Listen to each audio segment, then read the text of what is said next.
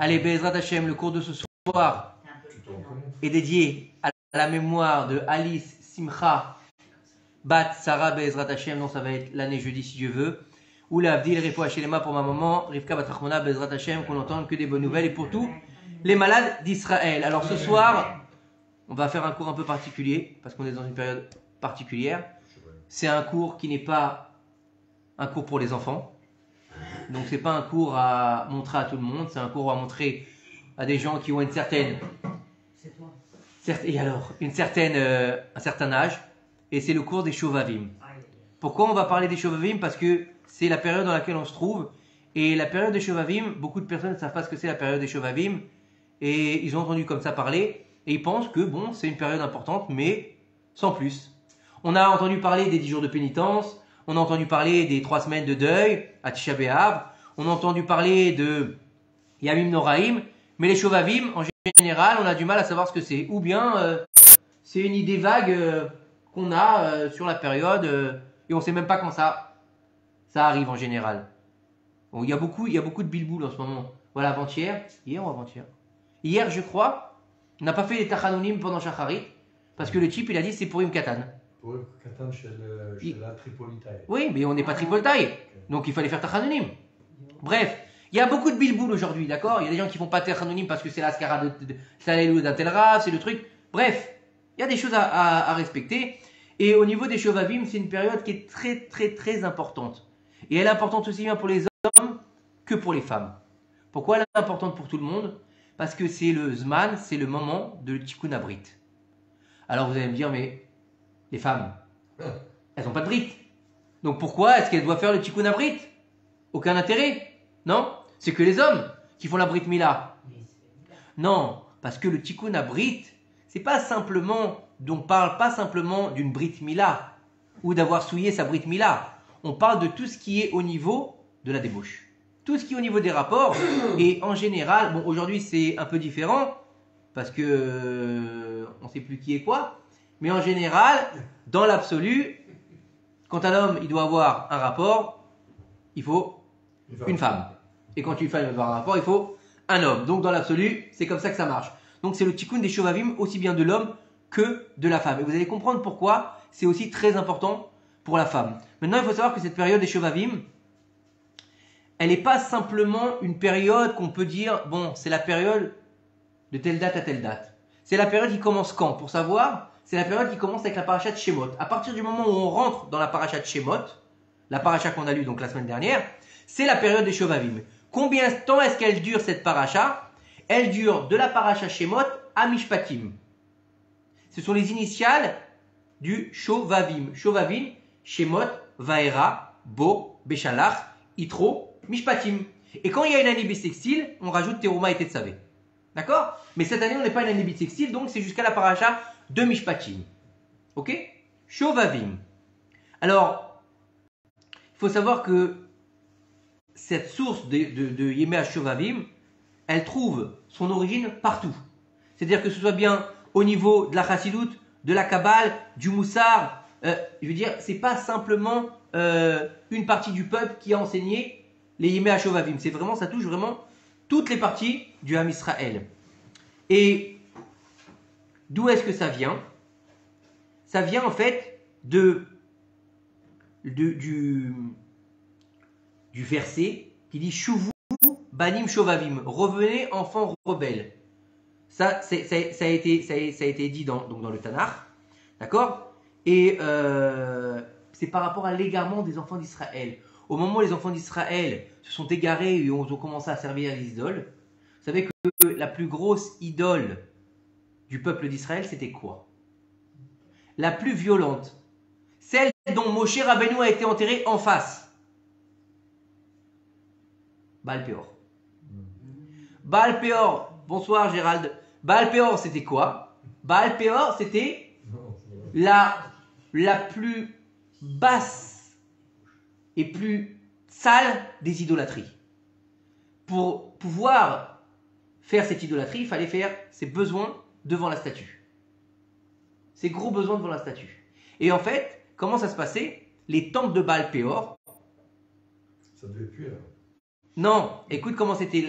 À l'extérieur, il y avait comme une place avec la statue, comme une espèce de fontaine, on peut dire. Les gens faisaient leurs besoins là-bas. Et puis derrière, il y avait le temple qui était en fait un temple de débauche. Donc tu faisais tes besoins. Et le but, c'était c'était de se libérer en fait de ses instincts animaux pour pouvoir finir ses instincts animaux à l'intérieur de tout et de rien. C'était le plus bas. Qui est-ce qui est enterré en face de Baal-Péor? Moshe Rabbeinu. Et donc, quand on sait que les enfants d'Israël s'égarent dans l'idolâtrie, c'est pour avoir de quoi se tenir au niveau de la débauche. L'idolâtrie est toujours liée à la débauche. Comme on le voit, quand est-ce qu'on l'a vu? On l'a vu quand?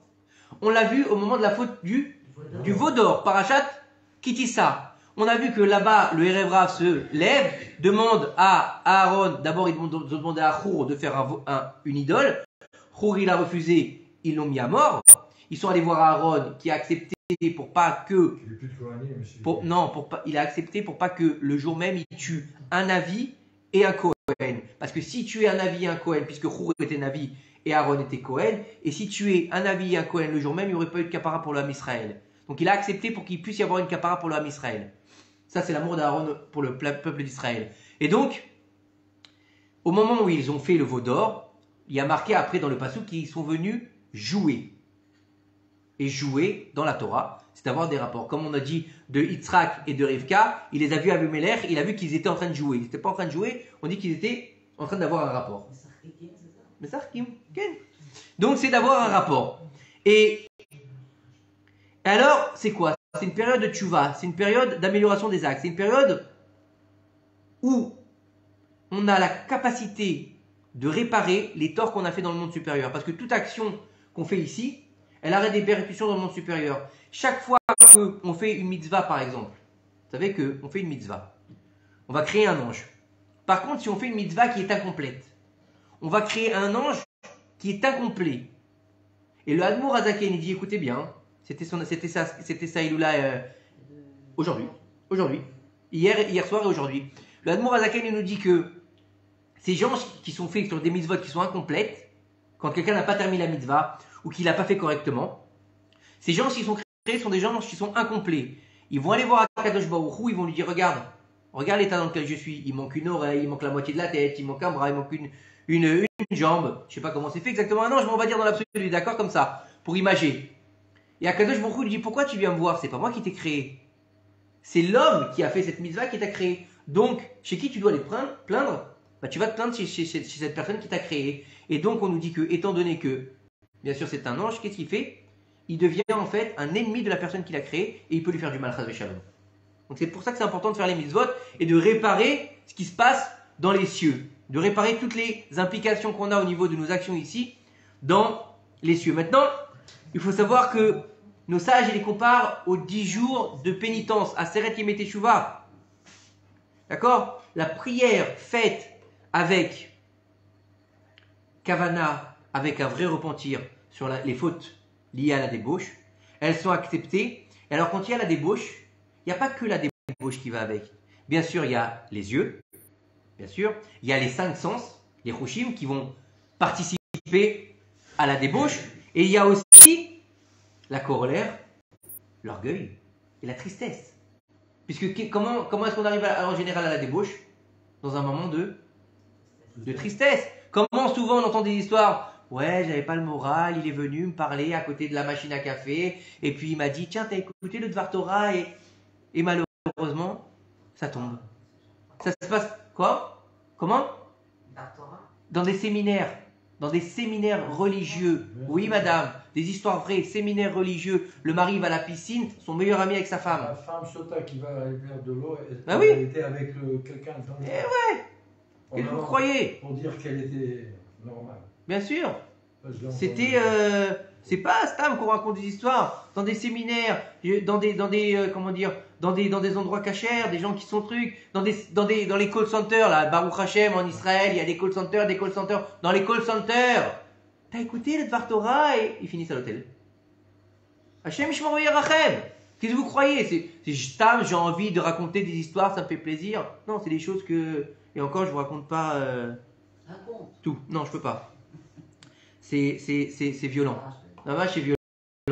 Des fois, tu te dis, mais tu te dis que on est arrivé au niveau de l'animal. Tu te demandes si mamache, on a encore un peu de vertu, un peu de séchel. C'est-à-dire des couples mariés, des gens qui sont monsieur, madame, pas monsieur, madame, qui sont défoncés toute la journée ou qui boivent de la bière ou qui sont drogués. Non, monsieur, madame, tout le monde qui travaille, qui a une vie normale. Quand tu grattes un peu, Hachem, Mishmor, Ve'erachem, tu te dis, mais d'où ils sortent, quoi? Tu te dis, c'est pas possible, jamais de la vie, quoi. Malheureusement, c'est comme ça que ça se passe aujourd'hui. Hein. Et moi, je peux vous dire, j'en reçois malheureusement des coups de fil. Hein. Alors, donc bien sûr, étant donné que ça a un rapport avec les 10 jours de pénitence, donc les 10 jours de pénitence, c'est quoi? Teshuva, Tzedaka, Vetfila. D'accord? Donc il faut beaucoup prier pour regretter. Il faut donner de la Tzedaka. Et il faut aussi faire Teshuva. Parce que si tu donnes la Tzedaka et tu pries, mais que tu fais pas Teshuva sur tes actes, et que même tu t'en enorgueillis, d'accord? Combien on entend, ah, moi quand j'étais jeune, ah mais attends, j'ai fait Teshuva. Mais là, pourquoi tu dis quand tu étais jeune? Si tu savais, celle-là. Oh! Si tu as fait Teshuva, tu dois pas dire ça. C'est assourd, Nahon? Donc il faut pas s'enorgueillir. Maintenant, il faut savoir que dans une Teshuva, et dans un talir de Teshuva, il y a aussi le jeûne. Le jeûne qui est important.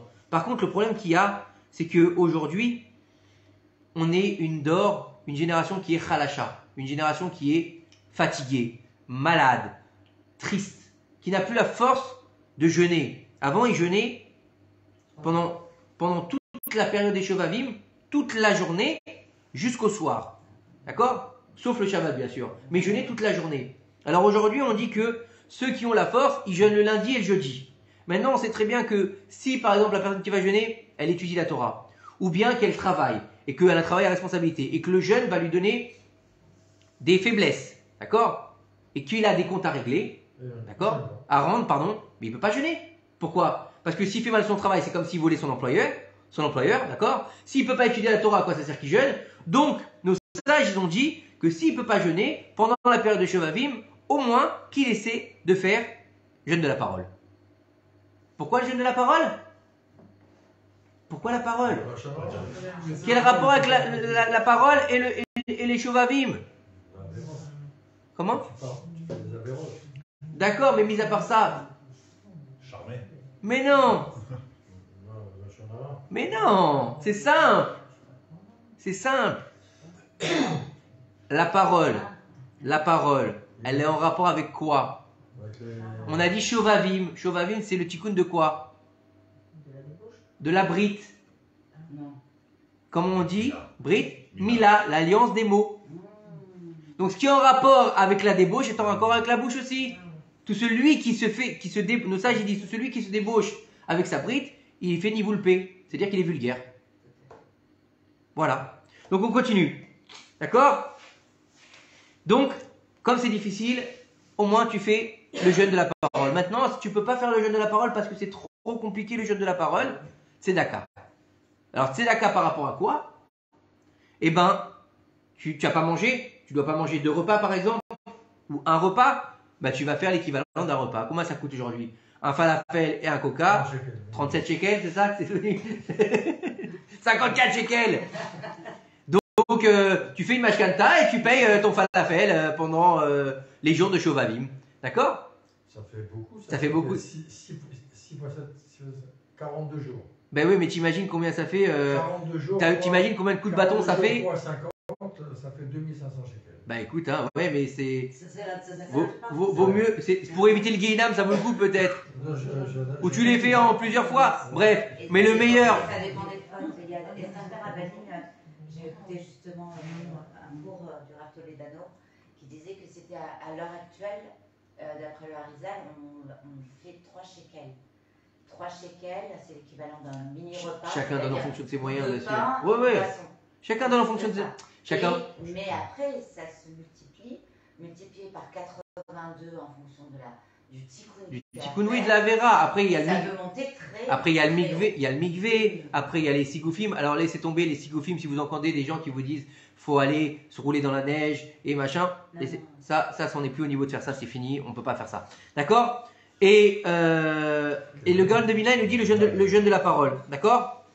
Par contre, vous savez que le meilleur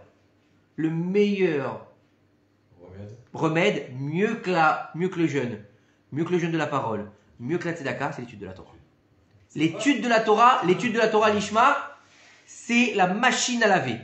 Bien sûr, tu étudies la Torah en faisant tes chouvas, on est bien d'accord. C'est pas tu étudies la Torah pour dire il y a Tzatiyé des Chova, non, pas du tout. D'accord? Donc on a dit si on peut, on va jeûner. Si on peut pas, on va faire un jeûne de la parole. Si on peut pas faire le jeûne de la parole, on nous donne la tzedaka. Et si on peut pas faire tout ça, au moins qu'on étudie la Torah. D'accord? Et pour celui qui étudie déjà la Torah, c'est bien qu'il rajoute des heures d'études. Maintenant, il y a aussi une chose qui est très importante quand on étudie la Torah.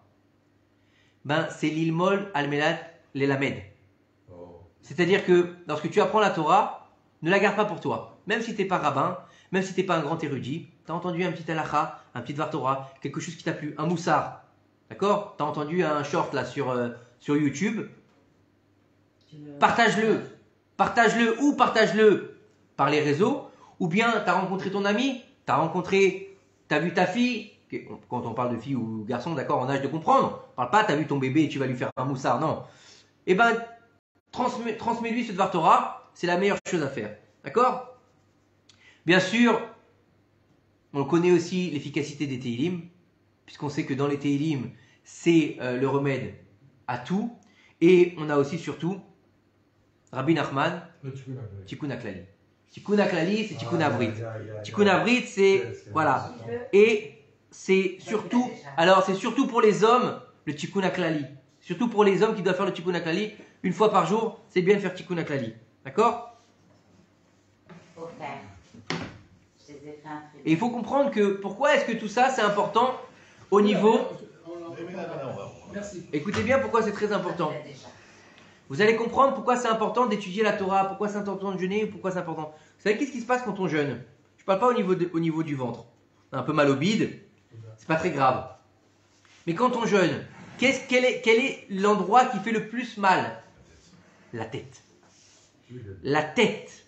Et d'où est-ce qu'elle vient la semence de l'homme? De la tête. Là, au niveau, physique, c'est pas au niveau de la tête. Mais l'essence, la source même de la zéra de l'homme, c'est derrière, ici, un peu plus haut que le louz. Le louz, c'est l'os de Triatametim, un peu plus haut. Donc, c'est-à-dire que c'est ce qui est au niveau des connexions avec le cerveau. Donc, c'est tout ce qui est marchava. Puisqu'on sait très bien que la débauche, elle va commencer par quoi? Par les pensées. Parce qu'on dit que l'homme, il trouve ce qu'il cherche. Et qu'est-ce qu'il cherche? Ce qu'il a dans la tête. J'ai envie de ça, je veux ça, j'ai ça, j'ai ça, j'ai ça. Il va trouver ce qu'il cherche. Quelqu'un qui cherche de la Torah, il va trouver de la Torah. Mais quelqu'un qui cherche de la débauche, il va pas trouver un rabbin. Il va trouver peut-être non, je sais pas. Sa cousine, je sais pas. Mais bref, vous comprenez ce que je veux dire? Et puis, encore une fois, il faut pas se laisser porter par son cœur. Son cœur, les pulsions de son cœur. Mais le premier écho qu'on a par rapport à ça, c'est quoi? C'est les yeux. C'est les yeux. C'est les portes du commencement d'histoire. Comment est-ce que tu veux désirer quelqu'un si tu le vois pas ou si tu la vois pas? Faut qu'elle te plaise un minimum. D'accord? Et après, c'est tout le ta'alir qui se met en place. Mais c'est tout le ta'alir. Et vous allez voir, c'est très très puissant. On va le voir juste après. C'est le ta'alir de la faute originelle. Jusque-là. Et qui commence où? Dans la parashat Shemot, parce que le tikkun de la faute originelle, écoutez bien, ça c'est du Zohar, c'est un enseignement du Rav Raphaël Pinto de France. C'est le tikkun de la faute originelle, il commence dans la parashat Shemot avec Moshe Rabbeinu. Vous allez voir, on va le voir après. C'est énorme, d'accord? Donc, au niveau du tikkun HaShovavim, alors on sait très bien qu'on a dit qu'il y avait plusieurs parashiot, Shemot, Vaera, Bo, Beshalach, Yitro, Mishpatim. D'accord? Donc ils sont 6 parashiot. D'accord? Shemot, donc chaque parasha, une semaine. Donc on a une semaine pour réparer une faute liée à la débauche. D'accord? Maintenant au niveau de la débauche, il y a un éventail. D'accord? Il y a plusieurs fautes qui peuvent être liées à la débauche, nachon. Et il y a plusieurs niveaux aussi qui vont nous entraîner vers un comportement qui n'est pas adéquat vis-à-vis de la Kadosh Baruch Hu. D'accord? Quand tu fautes, où est-ce qu'il est Dieu? Il est où? Tu le mets dehors. Nachon? Tu le sors de toi. Donc tu te laisses porter par Ruach Shtut. Ruach Shtut, donc tu te laisses porter par tes propres personnes. Ani. Ani. C'est qui Ani? Dieu il est dehors et moi je suis moi-même. Donc ça s'appelle de l'orgueil. Et en général aussi, souvent, comment ça se passe? Si par exemple, il y a un couple qui est marié et que ça ne va pas, pourquoi? Souvent, c'est la colère. La colère. Donc la colère aussi, elle fait partie de la débauche. Donc il nous dit ici, le Rav, que la parashat Shemot, la semaine de la parashat Shemot, donc celle qu'on est en plein dedans en fait, oui. Oui. On est juste. Voilà, on est en plein milieu là. Puisque le mardi, c'est le changement de cap. D'accord? Même si à partir du Shabbat après-midi, déjà on est dans le deuxième paracha, mais on reste avec la paracha. Et puis la paracha, elle nous amène toute la semaine en fait. Je veux dire, on peut vivre avec la paracha toute la semaine. Parce que c'est vrai que souvent on pense, et ça c'est une parenthèse, d'accord? On pense que ça y est, on a étudié la paracha la semaine, par exemple au Shabbat. On a fait un petit Dvar Torah, on a lu un petit livre, et ça y est, on passe à la prochaine, et puis c'est bon, j'ai fait Shemot, ça y est, je passe à Vayera, et je reviens l'année prochaine. Ça y est, stop. Mais c'est tellement riche, c'est tellement intéressant que c'est tellement dommage de passer aussi vite une paracha. De passer d'une paracha à l'autre comme ça. On n'a pas le temps de profiter de la paracha. Moi, en ce moment, je suis en train d'étudier la paracha de Vayeshev. Donc on est encore dans le Sefer Bereshit. Et dans la paracha de Vayeshev, on nous parle de Yosef Hatzadik. Et de Yosef Hatzadik, on va nous parler des Shovavim. Comment? Eh ouais. Donc, Shemot, semaine de Shemot, c'est pour faire le tikkun de Zera Levatala. Donc la perte de semences en vin. Qui est bien sûr par les hommes, d'accord? Mais qui peut être provoquée aussi par les femmes. Et même par les femmes mariées. D'accord? Parce qu'il faut savoir qu'il y a des façons d'être, il y a des façons de faire, et il y a des moments où il faut faire les choses correctement, ou sinon c'est Nikra Zera Levatala. Et c'est très important. Sans rentrer dans les détails. La parashat Vayera. La semaine de la parashat Vayera, c'est le tikkun Nida. Et Nida, bien sûr que la femme, elle est concernée. Si la femme, elle ne va pas au mikvé, Nida. Si la femme, elle est Nida et qu'elle est avec son mari, Nida. Donc elle est concernée. Puisque le mari, il n'est pas Nida. D'accord? Et à partir depuis quand elle est Nida, la femme? Depuis la faute originelle. Vous allez voir que tout revient au niveau de la faute originelle. Tout ce qu'on vit aujourd'hui, tout ce qu'on fait comme tikkun aujourd'hui, c'est la faute originelle. Donc on est en train de faire la réparation de la première faute qui a eu lieu sur terre. La faute d'avoir mangé le Etzadat Tovara. Pourquoi elle nous a donné cette pomme pour faire plaisir? Pourquoi elle a donné la pomme? Je ne sais pas. Paracha de Beau. Paracha de Beau. La semaine de la paracha de Beau, il vient faire le tikkun pour celui ou celle qui a été avec un goy ou une goya. Bah oui, ça aussi c'est un tikkun à faire. Tel point que je crois que c'est le Harizal, le Hari Akadosh, il dit que si tu n'as pas fait tes shuvah, écoutez bien, c'est violent, accrochez vos ceintures. Hein. Il dit le Harizal que celui qui a malheureusement été avec une goya, Chas v'Shalom, c'est pas qu'ils sont moins bien, c'est pas qu'ils sont pas jolies, parce qu'elles sont pas belles, qu'ils sont pas beaux. Non, c'est que on n'est pas dans le même, on n'est pas dans le même gvoutza, on va dire. Chacun sa gvoutza, les nations du monde et Israël. D'accord? Et celui qui, ou celle qui est malheureusement tombée avec un goy ou une goya, le Hari Akadosh, il nous dit, s'il n'a pas fait tchouva là-dessus, la tchouva c'est possible pour tout le monde. Mais s'il n'a pas fait tchouva, le jour où il meurt, le goy ou la goya, il vient enchaîner à son pied et il va au Gehinam avec lui. C'est ad vitam aeternam. Ça veut dire, si le mec il est tombé, il a fait une erreur, Chikam Shuma, il n'a pas fait exprès, mais non, vite tu vas vivre avec elle ou avec lui. Il était reconnu là-haut. Et la honte te dit, Chikam Shuma, la honte. Mais ouais. C'est criminel. Hein, c'est violent quand même, hein. Ah oui, tu vois, le regret d'un homme qui va Ouais. une goya. Mais c'est pas grave, ça fait tchouva, c'est bon. Non, d'accord, mais si tu m'as fait tchouva, la pauvre, elle. Non, mais elle a rien fait. Elle a rien fait. Elle va gagner. Ah, mais parce que C'est le Hari. C'est le Hari Akadosh qui dit ça. Elle est pour rien, elle peut aller avec un juif, elle peut avec un Ouais. arabe. Ouais. Ouais. Ouais, bah Ça ça. revient à d'autres enchaîner ceux-là. Eh ben, non, mais ils ont fait tchouva, pourquoi? Non, mais non. Ils vont faire tchouva, Bezrat Hashem. Bah, ils ont peut-être fait tchouva, pourquoi? Je regrette d'être parti avec des goyards. Et ouais, non, pas que ça. C'est Non, non. Il y a Harata, il y a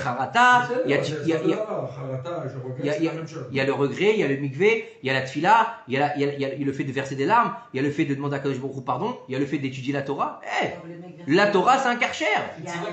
Et pourquoi? Et le mec a tué quelqu'un. Excusez-moi. Le mec a tué quelqu'un. Comment on te dit que le mec il a un tikkun s'il a tué quelqu'un? Tu n'as pas entendu l'histoire là? L'histoire? Tu n'as pas entendu ce fameux Breslev? Tiens, vous aimez bien les Breslev, je vais voir. Vous l'avez pas entendu cette histoire de Breslev? Mafieux. Un mafieux le mec. D'accord? Un Israélien. Un mafieux. Il a tué, il a machin, il a tabassé, tout ce que tu veux, d'accord? Il est parti se cacher à Ouman parce qu'on voulait le buter. Non, c'est une histoire vraie, hein. On voulait le buter. Donc c'est un pote, il lui dit viens, on se casse en Ukraine. On va aller en Ukraine, on va aller se balader là-bas, on va s'éclater. Et puis c'est quelques années de ça, il y a plus de 10 ans je crois que c'est passé. Et puis en revenant, un de ses potes, il lui dit tiens, bah tu sais, on va passer à côté de Rabbi Nachman. Pourquoi on va pas faire une petite prière? Oui, il dit vas-y, fous-moi la paix, laisse-moi tranquille. Vas-y toi si tu veux. Son pote, il est parti donc sur Tioun, il a prié. Et et donc avant de monter dans la voiture, comme ça, hein, c'est lui qui raconte, hein. Il lui dit Rabbeinu, j'étais là. Mais non, il n'est pas rentré, il n'a pas prié, il n'a rien fait. Hein. Il rentre en Israël, il descend de l'avion, il va pour rentrer chez lui. J'avais déjà raconté celle-là. Il sort de la voiture, il se fait tirer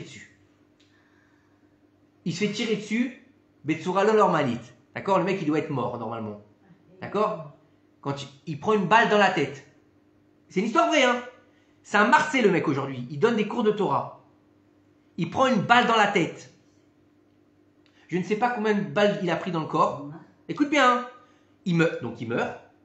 Il monte, il se retrouve devant le tribunal, d'en haut, ce tribunal céleste. Écoutez bien. Hein.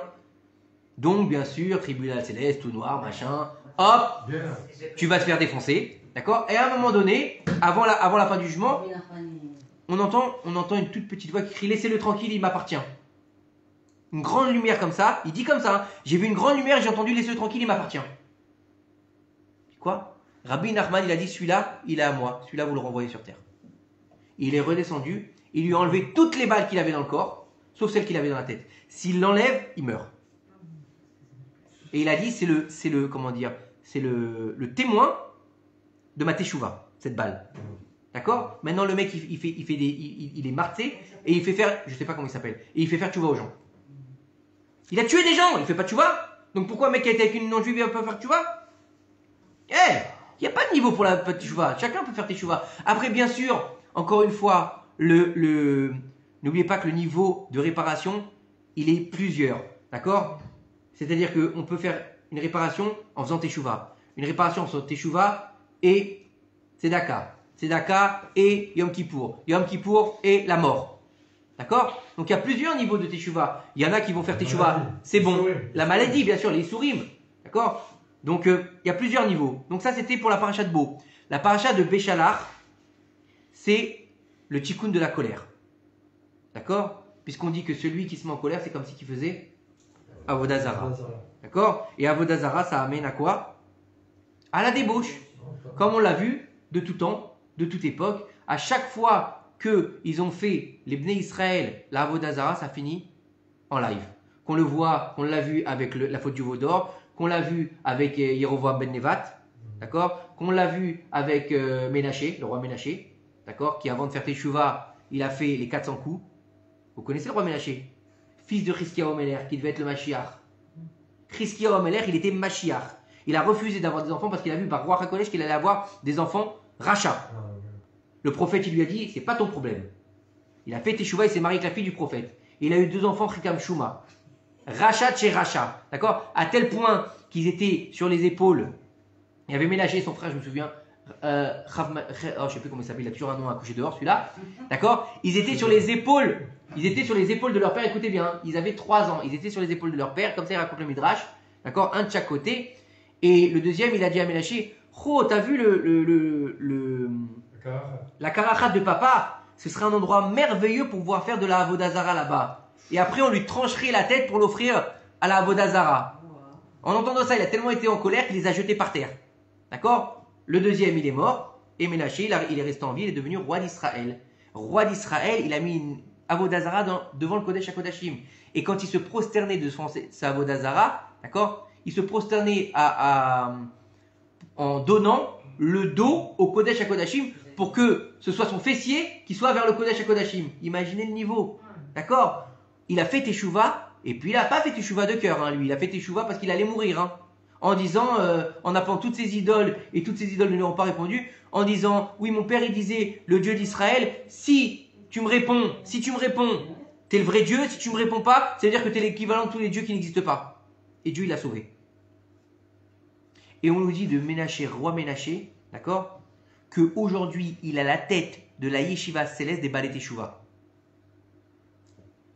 Donc la teshuvah, elle existe pour tout le monde ou pas? Voilà, on continue. On a dit Béchalach, la colère. Yitro, la paracha d'Yitro. La fête des garçons. C'est, normalement, Yitro, c'est quoi? C'est la soumission. La soumission à quoi? La loi.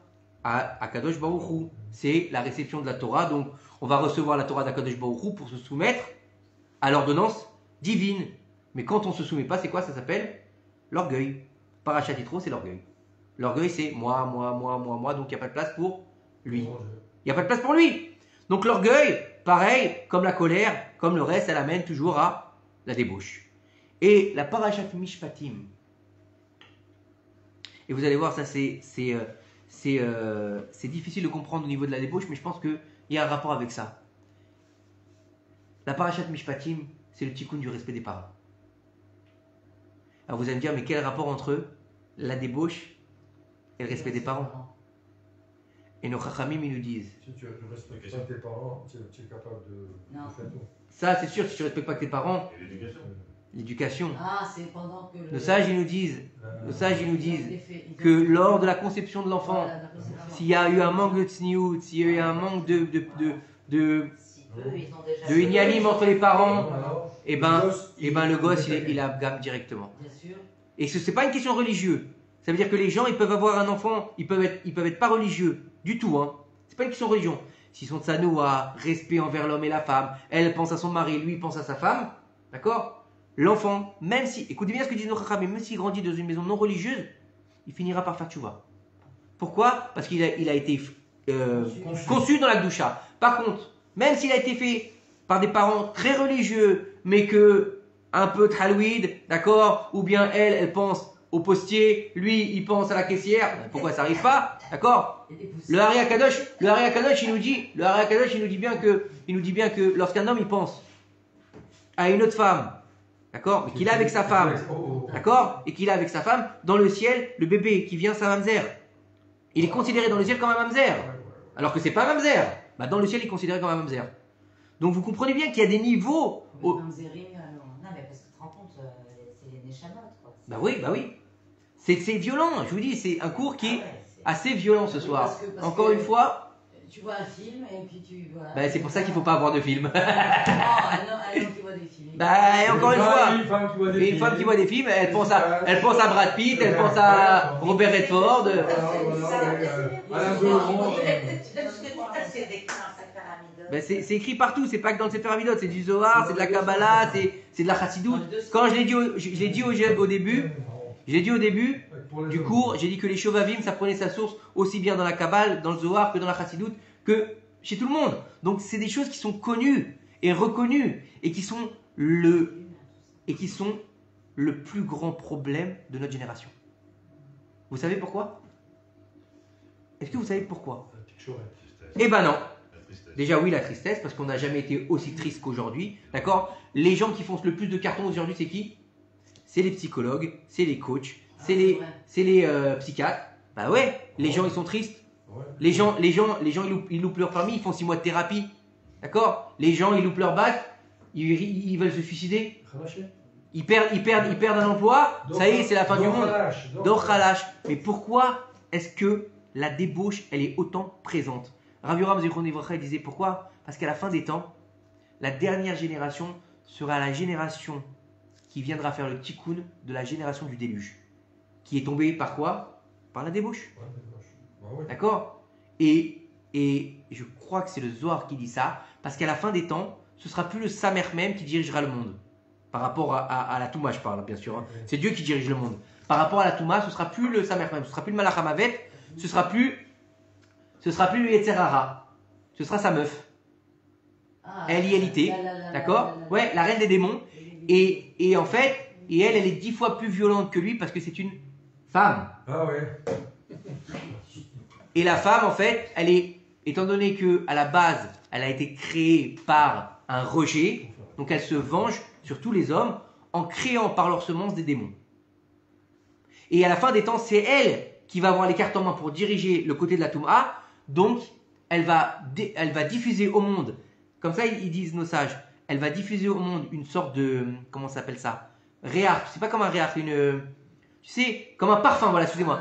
Un parfum de Touma, un parfum de débauche qui va enivrer les hommes pour qu'ils tombent dans la débauche. Et c'est le plus grand problème de notre génération. Bah, regardez autour de vous. Les magasins, tu vas dans un magasin, tu vas acheter une paire de chaussures, il y a des écrans comme ça à moitié nus, tu allumes la télévision, pour ceux qui ont la télévision, une publicité, tu peux pas vendre un yaourt sans qu'il y ait personne, sans qu'il y ait Ton téléphone. ton téléphone, d'accord? On n'a jamais eu autant de débauches, même pour tout et n'importe quoi. Et même dans les milieux religieux aujourd'hui, il y a des problèmes. Dans les milieux religieux, il y a énormément de problèmes de débauche. D'accord? Des gens qui ont grandi dans les milieux harédis, qui sont partis, qui sont machins, qui ont fait des trucs. Alors, allez nous voilà à Fechad. Ouais. Donc le respect des parents. C'est pas une question existentielle, c'est une question que tu vas comprendre pourquoi. Parce qu'on est en train de faire le tikkun acharon de la faute originelle. Et comme la faute originelle, elle a commencé par un énième de débauche, donc il faut faire le tikkun de ça. Puisque au niveau du tikkun, de la faute originelle, il y a eu un, comment dire, bien sûr c'est pas un acte bestial de zoophilie, mais il y a eu un acte spirituel entre le serpent et Chava. Donc il va falloir finir l'étaken. Et de là il est né qui? Zohamatanachash. C'est quoi Zohamatanachash? C'est Nida. Et de qui est-ce qui va sortir de là? Caïn. Qui ça va être Caïn, le premier meurtrier de l'histoire? Pourquoi? Parce que c'est le fils du serpent. C'est tout un niveau assez compliqué et assez violent de tikkun. Donc aujourd'hui, étant donné qu'on est à la fin des temps, qu'est-ce qu'il fait un joueur quand il a plus de main au poker? Qu'est-ce qu'il fait en général quand il bluffe? Qu'est-ce qu'il fait? Il met tapis. Il met le paquet. Il met tapis. Paquet. Comment on dit? Tapis. Tapis. Et ben c'est pas Bernard. Hein. Non, lui. Et ben c'est ce qu'il fait aujourd'hui le Yetzer Hara. Il met toutes ses cartes sur le tapis pour pouvoir nous faire tomber de toutes les manières que ce soit et dans tous les milieux que ce soit. Religieux, pas religieux, mariés, pas mariés, hommes, femmes, enfants, lo aleno aujourd'hui. Faut pas se leurrer et s'offusquer de ce que je dis. Malheureusement aujourd'hui, des mecs de 50 ans, des avocats, des médecins, des gens qui ont fait des hautes études, je parle pas que chez les juifs, hein, c'est dans le monde entier. Ils vont en Thaïlande pour acheter des petits garçons et des petites filles, lo aleno. Ou l'autre en Allemagne qui veut se marier avec son chien. Il faut regarder un film qui s'appelle, c'est pas un film, c'est un reportage qui s'appelle 1 sur 5. Je l'ai regardé hier soir, c'est de Carl Zero. Un film là-dessus, justement, sur la télé. Carl Zero, il est de chez nous, lui, non? Il est de chez nous, je crois, non? Je sais pas. Je crois qu'il est de chez nous. Il est pas de chez nous, en fin de compte? Bah, il a un peu les manières, quand même. Et donc ouais. Et donc, ça parle de la pédocriminalité? Ouais, c'est terrible. C'est terrible. Et aujourd'hui, les gens ne s'en cachent plus. Aujourd'hui, on fait des publicités avec deux papas dans la salle de bain en train de se brosser les dents. Et le petit garçon, il vient de maman, un chien, un truc. Mais où on va? Laura Leno. Et c'est la génération du déluge. C'est exactement ce qui s'est passé à la génération du déluge. Donc ça revient. Ah oui, bien sûr, ça revient. En fait, c'est jamais parti. C'est jamais parti. Et écoutez bien. Et on sait que ça commence avec la paracha de Shemot. Et la paracha de Shemot, c'est la descente en exil. Mais qui est-ce qui nous a fait descendre en exil à la base? Yosef. Yosef, il est quelle sphère céleste? Quelle sphère céleste? Il est en rapport avec quel? Le Yesod. Le Yesod, c'est quoi? C'est la Brit Mila. Bah oui, Chesed, Gevura, Tiferet, Od. Yosef, c'est Yesod. Yesod, c'est Brit Mila. Maintenant, écoutez bien, c'est magnifique. Shlomo HaMelech, il nous dit, dans le Eshetraïl, la prière qu'on fait aux femmes le vendredi soir. Rabot banot asochaïl, ve'at al kulana, sheker achen ve'evel, ayofi shairati, titalal. D'accord? Rabot banot asochaïl, il y a beaucoup de filles qui ont fait chaïl, qui ont donné donc qui ont donné du, comment ça s'appelle? Pas du kavod. Non. La vertu à Kadosh Baruch Hu. Et là, regardez ce qu'il nous dit ici le Rav. Il y a beaucoup de midot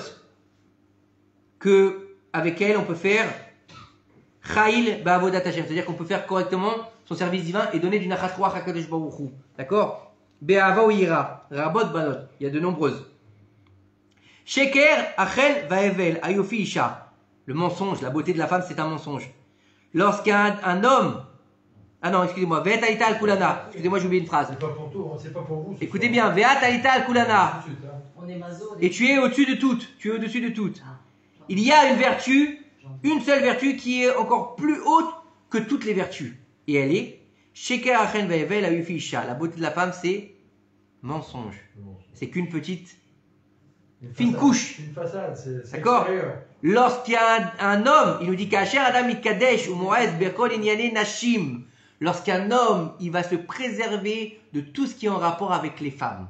Donc là, la débauche. Ouais. On ne dit pas d'être un moine, chas v'shalom. On ne dit pas de ne pas être avec sa femme, chas v'shalom. On dit, lorsqu'un homme, il va se protéger de tout ce qui est Inyane Nashim. C'est quoi de protéger des Inyane Nashim? C'est-à-dire que, il y a marqué quoi dans la Masechet Avot? Ne parle pas trop. Ne parle pas trop avec ta femme quand elle est nida. Alors ne parle pas trop avec les autres femmes. D'accord? Donc se protéger en ne pas parlant trop. D'accord? Parce que, faut savoir une chose, et que ça, on se voile un peu la face. C'est que il y a une différence entre l'homme et la femme. Énorme. D'accord? La femme, elle est dans la pnimiout. La femme, elle a l'intériorité. Même comment elle est construite, elle est dans son intériorité. La femme, elle a besoin de sentiments. Elle a besoin d'être charmée. Elle a besoin de yachas. Un homme, il est vers l'extériorité. Il n'a rien besoin. Il a juste besoin d'être mécanique. Un peu jolie, un peu... Même pas qu'elle soit drôle, qu'elle soit intelligente, ça, il s'en fout à la limite. Un peu comme il les aime, comme on dit. D'accord? Pas une bombe. Non, pas une bombe. Le minimum. Le minimum. Et vas-y, ça peut marcher. La femme a besoin d'un peu de quelque... Au moins un minimum. Même si aujourd'hui, malheureusement, ça se perd. Mais... l'homme, c'est dans sa nature, C'est un robot, il est comme ça, je veux dire, la femme, c'est pas pareil. Et il y a marqué un apotropous la rayotte. Il y a pas, tu te dis, les mecs, ils disent, ouais, moi je suis fort, tu vas voir, je suis grand, je vais pas tomber. Rabbi Akiva, il a failli tomber. Rabbi Meir Baalanès, il a failli tomber. D'accord? Comment il s'appelait? Rabbi Mathia ben Harash. Rabbi Mathia ben Harash, il s'est crevé les yeux pour pas tomber dans la faute. Rabbi Mathia ben Harash. C'est celui qui montait là-haut. Jésus? Non, c'est pas le même. Rabbi Abraham, qui est monté sur les cieux, il a crié, il y a le feu dans la maison d'Abraham! Il y a le feu! Ils sont tous sortis, il est où le feu? Il a dit, c'est moi le feu! Le Yetzirah il est en moi, je vais vous les monter pour aller voir les filles là-haut. C'est une histoire vraie! Rabbi Abraham! Donc c'est dans la teva de l'homme, il est comme ça. D'accord? Il nous dit ici Shlomo HaMelech. Sheker Achen Ve'evel Ayofi Isha. Lorsqu'un homme il va donc se sanctifier par tout ce qui est Inyan et Nashim, Yirat Hashem Hititalal. La crainte du ciel, il pourra faire la louange. Il nous dit ici c'est la Yirat Shamaim qui, par rapport à la débauche, qui est la plus grande mida dans la Avodat Hashem. Lorsque tu vas servir à Kadosh Baruch Hu en gardant tes yeux, en gardant tes sens, en gardant ton cœur aussi, en ne pensant pas aux femmes, c'est le plus grand niveau. Et maintenant, quel rapport? Le niveau avec... Et écoutez bien ce qu'il nous dit ici. Donc on a dit que c'était le tikkun abrit, donc c'est le tikkun du Yesod. Nachon? C'est le tikkun donc de Yosef Hatzadik. Nachon ou non nachon? Et il nous dit ici que Yosef Hatzadik, qu'est-ce qu'il a fait? il a été vice-roi d'Égypte. Qu'est-ce qu'il a fait en tant que vice-roi d'Égypte? Il a nourri le monde. On nous dit celui qui garde sa brite, il a la parnassa, il a la bracha. Et il nous dit ici, et comme la sainteté du Yesod personnel, elle est un tsinor, elle est un tuyau, un conduit. Elle est un conduit pour le shefa de la pluie et du vent. Donc la pluie et du vent, c'est quoi? C'est la parnassa. La parnassa. D'accord? Elle est aussi pour tout le peuple d'Israël, chaque juif qui va se lier. Écoutez bien ce qu'il nous dit ici. Chaque juif qui va se lier dans le Hémet avec le tzaddik Yesod Olam, donc le juste de vérité, d'accord? Il va se relier au conduit de la bénédiction matérielle et spirituelle. Pourquoi? Parce que le tzaddik, il a les neshama kolelet. Et étant donné qu'il a une neshama kolelet, c'est qu'il a dit il a une neshama plurielle, lui, le tzaddik. Donc en gardant ta brite, en te reliant au tzaddik, tu vas pouvoir faire descendre la shefa sur tout le peuple d'Israël. Donc ça veut dire que quelqu'un qui garde sa brite, il va être en mesure de nourrir le monde. Comme qui? Comme Yosef Hatzadik. Et c'est pour ça que c'est Yosef Hatzadik qui est descendu en Égypte. Vous n'êtes jamais posé la question pourquoi est-ce que Yaakov Avinu, de ses 12 enfants, celui qui a été choisi pour descendre en Égypte, c'est Yosef et pas un autre. Pourquoi c'est pas Yehuda qui est descendu? Pourquoi c'est pas Issachar qui est descendu? C'est pas Yaakov qui l'a choisi. J'ai pas dit que c'était Yaakov qui l'avait choisi. Pourquoi lui? Non, parce que Yosef. Parce que Yosef. Non, c'est justement. C'est pas parce que c'est fils de Rachel, c'est parce que c'est Yosef qui est la sphère céleste du Yesod. Et c'est le seul qui est capable de garder sa brite en face de la femme de Potiphar. Donc il est capable d'insuffler dans tout le peuple d'Israël en exil pendant 210 ans d'exil que aucun juif ne touche une non-juive pendant toute la période de l'exil d'Égypte. Et donc de garder leur Brit Mila. Et donc de garder leur Brit Mila, donc de ne pas avoir fauté, de pouvoir à la fin, de pouvoir faire quoi? Comment ils ont pu sortir d'Égypte? 2 mitzvot. 2 mitzvot. Avant de sortir, quelle est la condition sine qua non pour pouvoir sortir d'Égypte? C'était quoi? De faire des enfants et de... Non. de la brite. Leur nom et leurs amis. Non. Les deux conditions sine qua non pour pouvoir sortir d'Égypte, c'était La Mila. Dam Mila et Dam Korban Pessah. Et donc le tikkun Dernier jour. à Brit. Maintenant, oui, juste avant de sortir. Juste avant de sortir. Celui qui ne mange pas Korban Pessah, qui ne fait pas Brit Mila, il ne peut pas sortir d'Égypte. Combien ils sont sortis d'Égypte? 20%. Ils n'ont pas voulu. Ils étaient assimilés. Vous avez compris? Ils étaient bien en Égypte. On est bien en Chutz-Laaretz. On vit bien en Chutz-Laaretz. Hein? Ils étaient esclaves.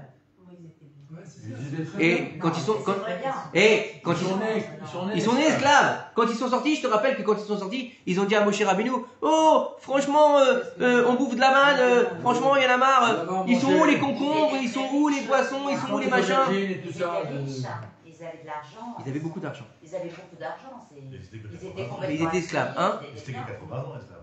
90 ans. Pas 80. Il y en a qui disent 86, il y en a qui disent 90, il y en a qui disent 80. Pas 210 Il y a ans. plus- C'est pas 210 ans d'exil. Non, non. 200 ans, c'est les- voilà. ils étaient bien. Voilà, ils étaient bien. C'est à partir du moment où ils ont sorti de Goshen, comme on l'a vu de la paracha, de la semaine. Et donc c'est pour ça que Dieu a envoyé Yosef pour que préparer le terrain pour que les Bnei Israël puissent être en mesure de sortir d'Égypte pour pouvoir ensuite manger Korban Pessah, puisqu'on sait très bien que celui qui n'est pas circoncis, est-ce qu'il peut manger le Korban Pessah? Non. D'accord? Maintenant, dans la paracha de la semaine qu'on a lu chez Mot, Dieu, il va parler à Moshe. Corban Pessah, mais il n'y avait pas de temple. Et alors, ils ont mangé le Korban Pessah. Le premier Pessah, ça a été en Égypte. Le Corban, on en fait rien. Le Korban Pessah, ils l'ont mangé. Le premier Korban Pessah, il a été fait. Le premier Korban Pessah, il a été fait en Égypte. Il en fait en Égypte. C'était la condition pour sortir d'Égypte. Prenez l'agneau, mettez-le 3 jours au pied de votre lit, après égorgez-le, vous le ferez pas bouillir, vous le pas machin, vous le retirez, et après vous prenez le sang et vous l'allez mettre sur les linteaux. C'était en Égypte, les sangs. Maintenant, on a lu la paracha de la semaine, et dans la paracha de la semaine, Moshe Rabbeinu, qu'est-ce qu'il dit à Kadosh Baruch Hu? Ils me croiront pas. D'accord? Et Dieu, il lui dit, ah bon, ils te croiront pas. Il lui dit, regarde le bâton qui est là, prends le bâton, jette-le par terre, et il se transforme en... Serpent. Oh! Serpent. On revient sur Ça vous parle de rien? On revient sur la faute d'origine. Attends, j'ai pas fini, on continue. Après, il lui dit, mets la main sous ton aisselle, ressors là, elle va sortir, cacher l'aigle, lépreuse. Remets-la, elle redevient propre. Qui c'est qui avait de la lèpre? Paracha Metzora. D'accord? Non, dans la Paracha Metzora, c'est les lois de la lèpre. Qui est-ce qui est en général atteint de la lèpre? Celui qui n'a pas tenu ça? La Shonara, qui n'a pas tenu sa langue. Mais juste avant, dans la Paracha de Metzora, de quoi on parle? Dans la Paracha de Tazria, excusez-moi, ça commence dans la Paracha de Tazria. Dans la Paracha de Tazria, on commence à parler de la lèpre. D'accord? Non, on commence à parler de la lèpre dans la Paracha. Tazria et Metzora, c'est les deux parachutes qui parlent de la lèpre. Mais on commence dans la Paracha de Tazria. Mais la Paracha de Tazria, pourtant, qui a le rôle de la Paracha, on parle des lépreux et de toutes les infections lépreuses. Le début de la Paracha, on nous parle Isha Tazria Vealdalo Zachar. Une femme qui va enfanter, elle va avoir un garçon. Et à 8 jours, elle lui fera la brite. La brite, la lèpre. Retenez. On continue. Et il lui dit à Moshe Rabbeinu, tu vas prendre de l'eau du Nil, tu vas le verser devant eux, il se transformera en sang. Nida. La faute originelle, écoutez bien. La faute originelle, on a le serpent, on a Adam, on a Chava. D'accord? On a Adam Arishon qui est né circoncis. Il n'avait pas de prépuce. Donc il n'a pas besoin de faire de Brit Mila. D'accord? Lorsque le serpent, il a vu Adam et Chava, comment ça se fait qu'il les a vus en train de faire quoi? En train de jouer. En train d'avoir un rapport. En train de jouer. Il a désiré la femme à ce moment-là, et c'est pour ça qu'il a été lui parler. D'accord? Et il lui a parlé, et elle l'a cru. Et qu'est-ce qu'il lui a dit, le serpent? Pour qu'elle mange du Etadat Tovara, il lui a dit Lachon Hara. Sur qui? Sur Akadosh Baruch Hu. Il lui a dit tu sais ce qu'il a fait, le bon Dieu? Pour devenir bon Dieu? Mais il a mangé du Etadat Tovara. C'est pour ça qu'il est devenu Dieu. Pourquoi tu crois qu'il vous interdit de manger? Elle lui dit, je sais pas, moi, tu sais, je suis... D'accord? Je sais pas, moi. C'était Laura, je sais plus comment elle s'appelait, là. La petite maison dans la prairie. Elle lui a dit, moi, je suis pas, moi, je viens d'arriver, dis-moi. Ne rappelle pas. Il lui a dit, il vous a interdit de le manger parce qu'il sait que le jour où vous allez en manger, vous allez devenir comme lui. Il veut pas de concurrence. Voilà, il veut être le seul et l'unique. D'accord? Et vous savez que le serpent, qu'est-ce qu'il a sur sa peau? Des taches de lèpre. Et le serpent, tous les 7 ans, qu'est-ce qu'il fait? Il perd sa peau. Il mue. Il perd sa peau complètement. Laura Ingalls, voilà, merci.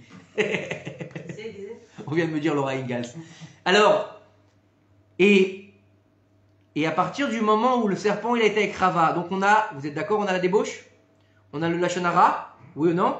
À partir du moment où on a dit tout à l'heure que le serpent il a été avec Rava, d'accord? Il lui a insufflé en elle le Zohamat Anachash, le venin du serpent.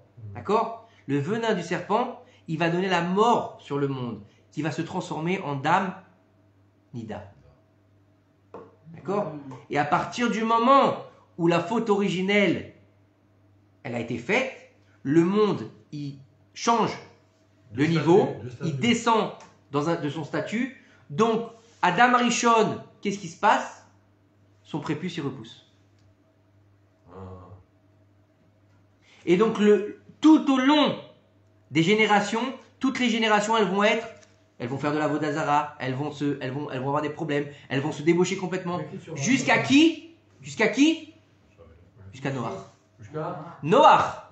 Noach qui sera Maoul, il sera circoncis. Comme Adam Arishon. Comme qui encore? Moshe Rabbeinu, il est né circoncis. Moshe Rabbeinu est né circoncis. Puisque Moshe Rabbeinu, c'est Noach. Moshe Rabbeinu, c'est Noach. Mais il lui a dit quoi? Il lui a dit à Hachem, Mechinina mesifrecha, efface-moi de ton livre si tu ne pardonnes pas au peuple. Mechinina mesifrecha, c'est Noach, les eaux de Noach. Moshe, il a été mis dans une théba. Noach, il a été mis dans une théba. Moshe, il a été mis sur l'eau. Noach, il a été mis sur l'eau. Moshe, il a sauvé le monde, puisqu'il a sauvé l'homme Israël. Noach, il a sauvé le monde. Etc. Comment? 40 ans, 40 jours, exactement. Et après le déluge, donc l'eau, Noach, il faudra, il tombera, son niveau, Ish, Tzadik, oui, Tzadik, il est au début de la paracha, après il devient Isha Adama. D'accord? Et Moshe Rabbeinu, à cause de l'eau, il rentre pas en Eretz Israël. Oui ou non? À cause de l'eau. L'eau, la faute de l'eau. Bah oui, il a tapé le rocher. Ah. D'accord? Bon, ça c'est l'histoire, c'est l'histoire de la maternelle. Ça c'est les contes de Perrault. Ça, c'est les contes de Perrault.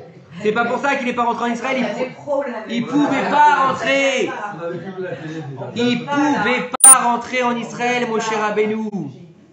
Donc Moshe Rabbeinu, il vient dire au Bnei Israël. C'était pas que ça. Il- C'était pas que ça. Quoi? C'était que cette faute. Mais bien sûr que non. Non, mais non, Moshe il peut pas rentrer en Israël. C'est juste. Moshe il peut pas rentrer en Israël. Écoute bien pourquoi Moshe il peut pas rentrer en Israël, et je l'ai dit samedi ça. Moshe Rabbeinu il est Lévi. Moshe Rabbeinu il est Lévi. D'accord? Yehuda il doit être le Mashiach. Moshe Rabbeinu il peut pas faire rentrer en Israël, puisque s'il fait rentrer le peuple en Israël, il doit y avoir la Géoula Shlema. Et il peut pas faire la Géoula Shlema puisqu'il n'est pas Yehuda. Donc on a un problème. Parce qu'on n'est pas prêt. Alors pourquoi il a C'est sûr qu'on n'est pas prêt. C'est parce qu'on est Pourquoi il a pas prié? Il prêt. savait pas Moshe. Et il le savait. Hein? Alors il a prié. Alors il a prié. Alors écoute. Ça c'est un mahamar que j'ai écrit l'année dernière, je crois. Le Rabbi Ram Zechron Livracha, il nous dit que les prières de Moshe Rabbeinu c'est 515 prières. D'accord? Va être Hanan el Hashem Baetaï. D'accord? 515, c'est pas Stam, c'est pas parce qu'il était tunisien Moshe qu'il a prié. Quoi qu'il était peut-être tunisien. Ça vous ferait plaisir s'il était tunisien Moshe. Hein? Tu peux faire la Torah étude. Voilà. Tu parlais jusqu'à demain. Hein? Moi je m'en fous. La vérité, je m'en fous. Bref. La Torah étude. Moshe Rabbeinu n'a pas fait 515 prières parce qu'il avait rien à foutre. Il a dit bon tiens on va faire 515 prières et on verra bien que ça soit accepté. Non, parce qu'en fait il faut savoir que dans le ciel il y a comme des châteaux, d'accord, des châteaux. Et chaque château il a un niveau particulier et il est au niveau de l'Elohim. Et Elohim, d'accord, c'est Midat Adin. Et en faisant les 515 prières, c'était l'équivalent de toutes ces différentes places et châteaux. D'accord? On appelle ça des. En hébreu, ça s'appelle comment? Ah, j'ai oublié. Château. Pas des châteaux. Ah. Des, comme des places, en fait. C'est comme des. Armon. Harmones. Comme des harmones. Bref, c'est un peu compliqué. Et il dit en fait que il voulait. Pourquoi Dieu lui a dit? Il lui a dit ne rajoute pas 2 prières, ne rajoute pas 3 prières. Il dit ne rajoute pas une seule prière. D'accord? Pas une seule prière, parce qu'il serait arrivé à 516. Et s'il arrivait à 516, Moshe Rabbeinu, il annulait le dîme du monde entier. C'est pour ça qu'il lui a dit tu ne te ferais plus. Donc c'est plus loin que le niveau de il rentre pas en Israël, parce que c'est un mahamar que j'ai écrit. Ceux qui sont intéressés, je leur enverrai s'ils veulent. C'est très très très profond. Et donc, Moshe Rabbeinu, quand il arrive en Égypte, quand il va voir les Bnei Israël, qu'est-ce qu'il leur dit? On va sortir pour faire le tikkun de la faute originelle. On a été choisi par Akadosh Baruch Hu pour sortir d'Égypte, pour aller sur le mont Sinaï, recevoir la Torah qui est cachée depuis 2448 ans. Où ça? Chez Akadosh Baruch Hu. Et si on reçoit la Torah, ensuite on doit rentrer en Eretz Israël. On revient donc à la source. Donc on a le dévoilement messianique et donc on fait le tikkun de la faute originelle avec Nida, Lashon Hara et Brit. Et pourquoi le serpent? Parce que le serpent c'est la Brit. Et pourquoi le serpent? Qu'est-ce qu'il lui a dit à Kadosh Baruch Hu au serpent? Tu te nourriras de la poussière de la terre. Qu'est-ce qu'on fait avec le prépuce? On l'enterre dans la terre. On donne à manger au serpent. Vous avez compris ou pas? Donc par toutes ces choses qu'on fait, au niveau de la Nida, au niveau de la Lashon Hara, au niveau de la Tahara, ta gouf, la pureté familiale, au niveau de toutes ces choses-là, d'attendre 7 jours, d'attendre le temps de la Nida, après les Shevanikim, et d'avoir le mikvé qui va rendre pure la femme. Ensuite, d'avoir des rapports dans la Gdusha, pas se prendre pour un acteur, d'accord? Pas regarder n'importe quoi avant, pas penser à quelqu'un d'autre, d'accord? Et ben on va être capable de faire le tikkun de la faute originelle. C'est-à-dire qu'on va être en mesure pour la femme de réparer la faute de Chava, pour l'homme de réparer la faute d'Adam, et donc il n'y a plus de serpent à la maison. Et s'il n'y a plus de serpent, on est tranquille. Puisque le serpent c'est qui? C'est l'Yetzer Hara. Et donc où on fait sortir le Yetzer Hara? Qui est-ce qui rentre? La Shrina. La Shrina. Ish ve'isha Shrina shura benehem. La Shrina, elle réside entre eux. Mais quand on laisse rentrer n'importe quoi, qu'est-ce qui se passe? Colère, orgueil, débauche, et donc problème à la maison. Oui ou non? Donc forcément, il y a le serpent à la maison. Tu vis avec le serpent. Et Yosef Hatzadik, il a été jeté dans quoi? Dans un puits. Et il y avait quoi dans le puits? Des serpents. Vous voyez? Tout se rejoint. Pourtant, on est dans quel paracha? On est dans la paracha de... Il y a les scorpions aussi. Le scorpion, il pique avec sa queue. Et donc... C'est encore la c'est encore ouais. Tu vois donc. C'est toi qui l'as dit. Excusez-moi, mais c'était trop facile. Écoutez, le problème qu'il y a... Tu l'as pas placé. Non.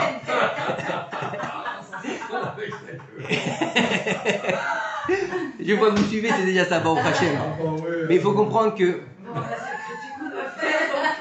dans le niveau qu'on a aujourd'hui, dans le niveau où on est acculé tous les jours par la débauche, où on a juste à appuyer sur une touche pour aller dans la débauche. C'est dingue. Avant, comment il dit Une méthode qui est quand même hyper importante. On trouve, hélas, dans cette génération de façon mondiale, c'est le shaker. Bah oui, le shaker, bah oui.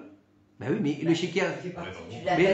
Mais il n'y a pas le tikkun. Mais le mensonge, c'est l'antithèse du émet. Donc le mensonge, c'est le chiffre 6. Et le émet, c'est le chiffre 9. Prends un 9 et prends un 6, c'est la même lettre que tu renverses.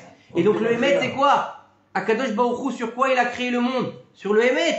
Mais lorsque tu mens, bah, c'est même pas un tikkun au niveau de la bride, c'est le tikkun à Olam. Donc on est encore dans un autre niveau. Tu comprends? Donc bien sûr qu'on n'a pas le droit de mentir. Comme je l'ai dit, il y a dans un petit short que j'ai fait, on dit qu'on appelle le monde dans lequel on vit Alma des Shikra, le monde du mensonge. Le monde du mensonge, c'est quoi? C'est-à-dire que tout est fait, encore plus aujourd'hui, pour nous virtualiser le monde, pour nous dire que tout est bien quand ça n'existe pas. Tu as des milliers d'amis sur Facebook aujourd'hui, tu les connais pas. D'accord? Ah ouais, ils ont des milliers d'amis sur Facebook. Ils connaissent pas s'ils en connaissent 3 ou 4, c'est beaucoup. D'accord? Sur Facebook, la vie rêvée des anges. Tout le monde il est beau, tout le monde il est gentil, tout le monde y gagne. Tout le monde y gagne des millions. D'accord? Tout le monde il a des bagnoles de ouf. D'accord? À tel point que moi j'ai vu un reportage une fois sur ces fameux influenceurs qui nous vendent du rêve. D'accord? Alors ils ont tous réussi. D'accord? Donc ils ont tous des jets privés, ils ont tous. Mais ce qu'il faut savoir, c'est que le jet privé qu'ils ont, en fait, c'est un décor de cinéma qu'ils louent à l'heure pour faire leurs vidéos. D'accord? On fait tout et n'importe quoi avec les vidéos aujourd'hui. Je veux dire, on peut mettre des fonds, on peut changer de tête. Ça s'appelle la science-fiction. Ça s'appelle les comment on appelle ça là? Changer de tête. Non, mais on a. Oui, mais non, c'est pas ça. C'est qu'aujourd'hui, avec les effets spéciaux, on fait ce qu'on veut. Je veux dire, on fait ce qu'on veut. On peut faire tout et n'importe quoi. C'est que du virtuel. Shlomo Amelech, il nous avait déjà prévenu. Akol, Evel, Avalim.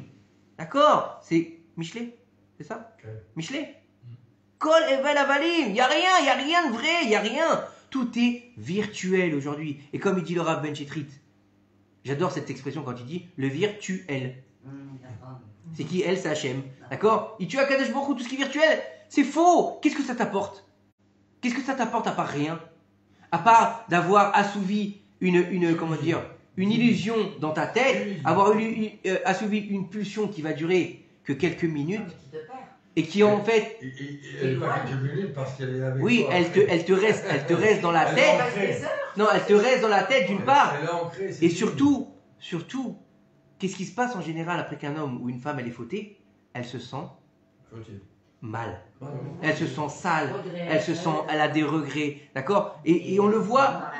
Elle commence à être triste. Et plus elle va dans la tristesse, et là au moment où elle va dans la tristesse, le Yetzer Hara il lui dit Baruch Haba. Et en fait, vous savez que on nous dit que on a été mis sur terre pour avoir sur soi un hol. Un hol, c'est quoi? C'est un joug. Que tu viendras au monde et tu auras un joug sur toi. Mais tu as deux solutions. Tu peux avoir... Comment tu veux transporter? Hol Torah ou hol Malchut. C'est toi qui décides où tu vas prendre sur toi le joug de la Torah. Et là, si tu prends sur le joug de la Torah, tu as besoin de te connecter. Hein. C'est viral. Hein. C'est viscéral. Hein. Je te regardais. Je te regardais. En double. C'est viscéral. Donc, tu vois, tu t'es connecté, ça a coupé.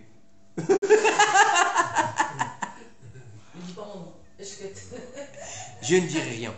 Alors, ce que je veux vous dire, c'est que nos sages disent qu'on a, on est venu pour avoir un joug sur soi. Quel joug on veut? Ol Torah, Ol Malchut. On dit celui qui prend sur lui le joug de la Torah, on lui enlève le joug du travail, on lui enlève le joug des missim, on lui enlève tout ça. Et que celui qui ne prend pas, il prendra pas la Torah, il prendra le joug. Il sera acculé par les problèmes. Et donc, il y a deux choses. Ou tu vas servir à Kadosh Baruch Hu, ou tu vas servir le Yetzer Hara. C'est pas compliqué. C'est soit tu es le serviteur d'Hachem, soit c'est le serviteur de tes pulsions. Quand on dit serviteur de Yetzer Hara et serviteur d'Hachem, attention, il faut mettre les choses bien au clair, d'accord? Parce que ça c'est très catholique, qu'il y a Dieu et qu'il y a le diable, d'accord? Qu'il y a les enfers et qu'il y a le paradis, d'accord? Ça c'est goy, d'accord? Ça c'est n'importe quoi, c'est pas chez nous, d'accord? Il faut savoir qu'il y a Dieu et en dessous Dieu, il y a Yetzer Hara. Il y a Yetzer Hara, d'accord, qui s'appelle le Samer même, qui est un ange, d'accord? Qui est un ange comme les anges qu'on connaît, Gabriel, Raphaël, d'accord? Non, celui-là c'est pas un ange, c'est le chat de Gargamel. Je l'avais dans la tête, excusez-moi. Et des fois j'ai des trucs qui viennent comme ça, d'accord? Donc, faut nettoyer, mon frère. ouais, je sais, j'arrête pas. Ça m'a fait du bien en Pologne. Vous vous rendez pas compte? Vous savez quoi? Je disais tout à l'heure à mon ami Yaakov, le Sofer. Ouh là, j'ai oublié de t'amener ce truc. Oh là là. Je lui disais tout à l'heure, Yaakov Journeau. Non, pas Laurent, Yaakov. Je lui disais tout à l'heure, je lui dis, tu sais quoi? C'est la première fois depuis que j'ai fait tchouva en allant en Pologne que j'ai l'impression de casser des clipotes. Mais ma mâche, vraiment, de casser des clipotes. Ça veut dire quoi? De casser les écorces de Touma qui sont sur moi. De clipotes. Non, j'avais un bonnet. Il faisait très froid donc j'ai mis un bonnet. On nous dit que vous êtes dissipés ce soir. Alors calmez-vous. C'est parce qu'on n'est pas beaucoup. Mais il a dit toi, t'arrêtes de faire des bêtises. Bref, non, je lui disais tout à l'heure, c'est la première fois que j'ai l'impression de casser des clipotes de Touma et je me sens beaucoup mieux. Par rapport à mon vécu. Et ben c'est ce qu'on ressent par rapport aux clipotes, par rapport à la Touma que j'ai pu connaître. Parce que tout le monde sait. Non mais c'est possible. Tout le monde. On va dans la Touma, alors on se sent. Tout le monde. On casse des trucs. Tout le monde me connaît. Je veux dire ici tout le monde me connaît et je m'en suis jamais caché que j'ai jamais grandi à Bnei Brak, d'accord. J'ai jamais été sur les sièges d'une yeshiva, d'accord. Et que à un moment donné, j'ai eu ce qu'on appelle partir en vrille, d'accord. Et malheureusement, la Touma est très forte et elle t'accapare et elle t'attend les bras ouverts et on tombe forcément. Et que quand on tombe dans cette Touma là, on se remplit de clipotes, on se remplit. Et même quand on fait tchouva, on a l'impression qu'on va être libéré de cette clipa. On a l'impression, moi j'ai fait tchouva, ça y est. Beaucoup de gens, ils font tchouva et malheureusement, c'est un grand problème dans notre génération, d'accord. Les gens, ils font tchouva, d'accord. Le lendemain, ça y est, ils sont rabbins. Le surlendemain, ils sont dayan. Le surlendemain, ils sont gaon de la génération, d'accord. Son père, il va rentrer à la maison. Attention, touche pas, tu t'es pas lavé les mains. Oh, laisse-le tranquille, c'est ton père, laisse-le prendre un café, qu'est-ce que tu veux. Ah non, t'es pas le sandak du petit, t'es pas assez religieux. D'accord. Ah non, attention. Chazvé shalom. Je mange pas chez toi parce que c'est pas cachère. Et ben au lieu de dire ça à ta mère, il y a blata. Parce qu'elle va être triste ta mère. T'as rendu triste ta mère. Mais vas-y, ça sert à rien, grasse-toi la barbe. Dis-lui, maman, regarde. Je vais aller prendre tes ustensiles, je vais aller te les tremper au mikvé. Et je vais t'acheter ce qu'il faut pour cuisiner. Ou je vais te dire qu'est-ce qu'il faut que tu m'achètes et je vais manger chez toi. Ta mère, elle est juive. Qu'est-ce qu'il y a? Eh ben, elle a allumé le feu. C'est cachère. Si elle t'a pris tous les ingrédients que tu prends, où est le problème que tu manges chez elle? Elle trempe pas sa vaisselle? Amène-lui des assiettes en plastique. Elle trempe pas ses marmites? Amène-lui des marmites. Ou va lui tremper toi ses marmites. Ah non, c'est pas cachère. Ah non, mon père, il est pas assez religieux. Je vais pas me lever pour lui à la Torah. Par contre, je me lève pour mon rave. Oh! Non mais c'est n'importe quoi. C'est n'importe quoi. Ah non, tu te trompes. Mais c'est pour ça que la plus grande des tchouva, c'est de faire tchouva sur la tchouva qu'on a fait. Exactement, on l'avait dit, tu te rappelles? Et c'est pour ça que cette période-là, on va finir sur ça si tu veux, c'est que cette période-là, elle est, quand on va voir toutes les différentes parachiotes dans lesquelles on va aller jusqu'à Mishpatim, depuis Shemot, donc depuis la descente en exil, la descente dans la Touma, puis Hervat, c'était quoi il faut pas oublier, c'est quoi l'exil? L'Égypte, c'est le premier exil, mais c'est pas un exil qui comptait comme un exil. Il comporte en lui tous les exils, d'accord? Combien combien il va dire de mots à Kadosh Baruch Hu pour sortir les Bnei Israël d'Égypte? 4 mots. Veitzalti, Vegalti, Veotseti, Nachon. Les 4 mots, les 4 termes qui vont faire écho aux 4 exils, qui font écho aux 4 coupes du Seder, qui font écho aux quoi? Aux 4 matzot. Vous allez me dire, il y en a que 3 des matzot. Il y en a 3, mais quand tu la coupes, il y en a 4. Quand tu la coupes, il y en a 4. Donc le chiffre 4, il est très important, le chiffre 4. Et donc, on va voir tout au long de ces parachas. La paracha de Shemot, on va commencer le tikkun avec ce qu'on a dit. Ce que Moshe Rabbeinu il a fait. Et Moshe Rabbeinu il va finir le tikkun qui a été commencé par qui? Par les Avot. Les Avot c'est qui? Avraham, Yitzhak, Yaakov. Avraham il a fait le tikkun de l'idolâtrie qu'il y a eu au moment de la faute originelle. Yitzhak il a fait le tikkun de Shfichut Damim, du meurtre, puisque la mort est venue sur terre en donnant son cou à la Kedat Yitzhak. D'accord? Yaakov il a fait le tikkun de la débauche en prenant ses 4 femmes et en étant marié avec ces 4 femmes. Comme il dira à Reuven, tu es la force de ma jeunesse. Il avait 70 ans quand il s'est marié. Les Nosages ils nous disent qu'il n'avait jamais perdu une seule goutte de semence. À 70 ans. Hein. Balèze le mec. Hein. Donc il a fait le tikkun de quoi? De la débauche. Les 3 tikkuns qui ont commencé. Avraham, Yitzhak et Yaakov. Moshe Rabbeinu, la lettre du milieu, c'est quoi de Moshe? C'est un shin. Combien il a tête le shin? 3. Avraham, Yitzhak et Yaakov. Donc Moshe il vient finir le tikkun des patriarches, puisqu'il passe du niveau de Avinu à Rabbeinu. Donc ce qui est important pour remettre les choses à leur place, il y a Avinu et il y a Rabbeinu, et les deux ils marchent ensemble. Donc fais kavod à ton père qui est Av, et à ta mère bien sûr. Hein. Avinu, c'est le Abba, c'est celui qui donne les racines, c'est celui qui va te donner la vie, c'est celui qui va t'amener pour ce que tu es. Mais il y a aussi Rabbeinu que tu as besoin. Tu as besoin de Rabbeinu pourquoi? Pour être Yatziv. Ton père, alors si ton père il est ton rave, là tu as tout gagné bien sûr. Mais si ton père il n'est pas ton rave, fais-toi un rave. Mais il y a une mitzvah dans la Torah, la 5e des commandements, Kaved et Amicha et Imecha. D'accord? Ton père il n'est pas religieux et toi tu as augmenté de niveau, tu donnes des cours de Torah, tu as fait tes chouvas. Ça t'empêche pas. Ça t'empêche pas de devoir le kavod à ton père. Parce que tout ce qu'il y a autour, tout ce que tu veux, hein, d'avoir des grandes papillotes, etc., mettre un frac, mettre un gros chapeau, ça c'est pas marqué dans la Torah. Par contre, le respect des parents, c'est marqué dans les 10 commandements. C'est marqué, c'est le 5e commandement, qui est en rapport avec Ben Adam Lamakom, entre l'homme et Dieu. Pas entre l'homme et les hommes, entre l'homme et Dieu. Puisque pour avoir un enfant, il faut 3 associés. La mère, le père et le Saint-Esprit. Bon, c'était facile.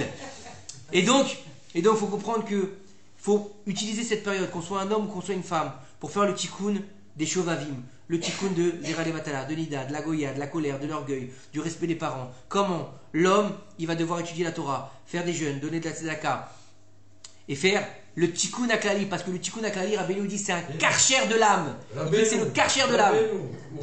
C'est ce que je dis. Notre maître. De Moshe. Comme il s'appelle Rabbeinu. Lui aussi il s'appelle Rabbeinu. Et donc, le tikkun aklali, c'est le karcher de l'âme. Donc faites tikkun aklali chaque jour. Et pour les femmes, comment faire? Les femmes, vous savez ce qu'il a dit à Kadosh Baruch Hu, à Chava après qu'il l'ait créé? Il lui a dit, oh mince!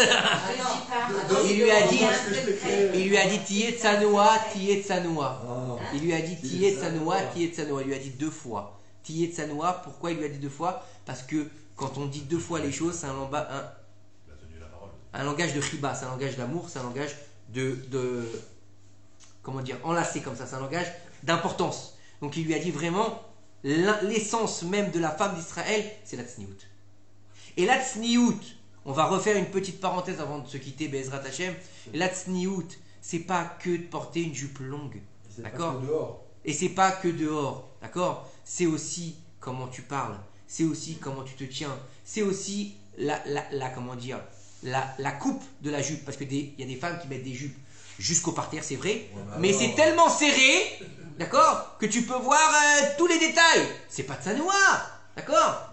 C'est pareil pour le haut, ou c'est pareil pour les foulards. Et te mettre des foulards, Dieu bénisse, tu peux mettre à manger dessus. Ça me fait rappeler la chanson d'Ali Cordy, là, Ananas, là, comment ça s'appelait, là? Ouais, là, je sais plus, là, elle avait un truc sur la tête, là, comme ça. Elles mettent des foulards comme ça, et elles te mettent un rouge à lèvres comme ça, Ah ben j'ai une jupe longue, j'ai les manches jusqu'ici. Ou une perruque. Ou une perruque. C'est pas de Sanoa. Ou bien il y en a. Non, c'est pas de sniout. Au niveau de la halakha, c'est pas de sniout. Parce que tu sais pas les efforts que ces femmes-là font. J'ai pas dit le contraire. Et qu'elles peuvent prendre sur elles.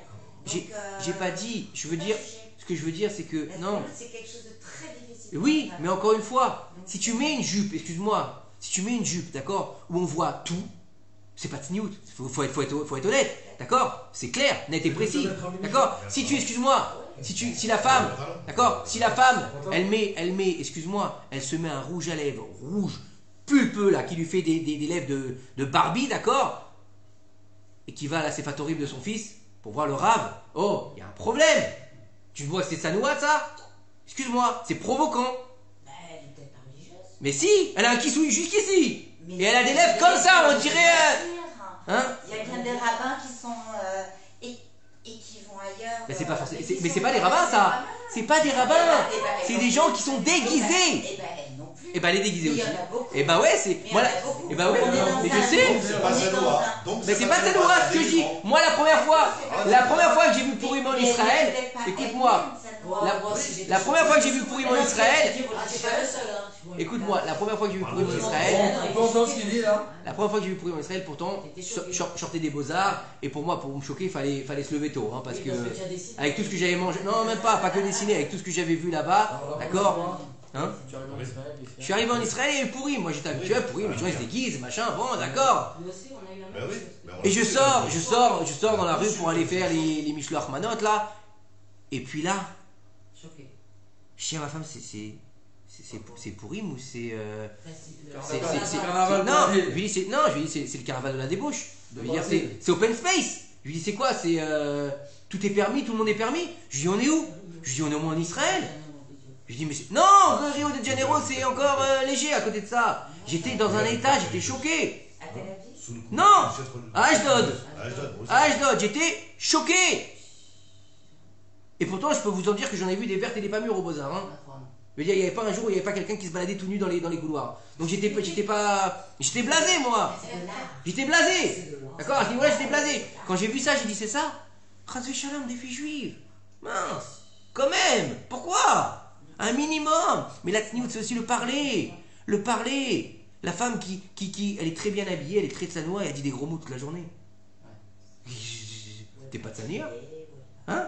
Où elle va crier. Ouais, non mais c'est pas tsanoua. Fais un effort. Et l'homme c'est pareil. L'homme c'est pas parce que t'as un pantalon et machin. C'est pareil, quand ta bouche elle est pas propre, t'es pas propre.